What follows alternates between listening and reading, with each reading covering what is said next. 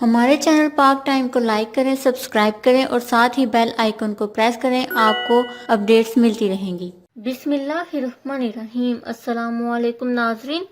سعودی ولی عہد محمد بن Salman corona virus کا شکار، امریکی ہسپتال میں زیر علاج ہونے کی اطلاعات۔ جی ہاں ناظرین، سینئر تجزیہ کار مبشر لقمان نے دعویٰ کیا ہے کہ سعودی ولی عہد محمد بن سلمان کرونا وائرس کا شکار ہیں، جو امریکی ہسپتال میں زیر علاج ہیں۔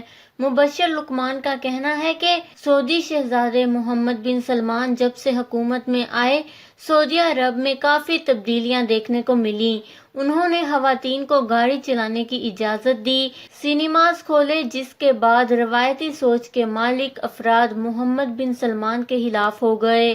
مبشر لقمان کا کہنا ہے کہ بغاوت کے الزام میں 3 لوگوں کو گرفتار کیا گیا ہے، جس میں محمد بن سلمان کے چھوٹے بھائی بھی شامل ہیں۔ اس سے پہلے بھی سعودی عرب کے کچھ بزنس مین گرفتار کیے گئے تھے، جس میں ولید بن سلمان بھی شامل تھے۔ ان سے بہت بڑی رقم وصول کی گئی تھی، جس کے بعد اب بزنس مین بھی محمد بن سلمان کے خلاف ہو چکے ہیں۔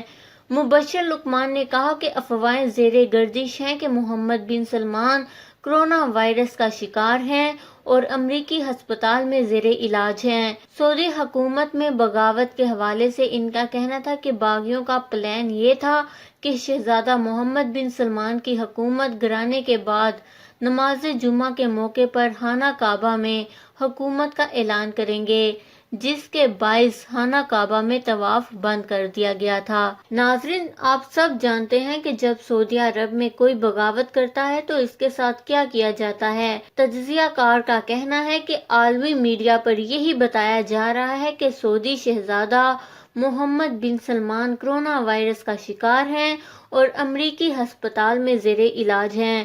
یاد رہے کہ اب تک کل 20 سعودی شہزادے گرفتار کیے جا چکے ہیں، صرف 4 کے نام ظاہر کیے گئے ہیں۔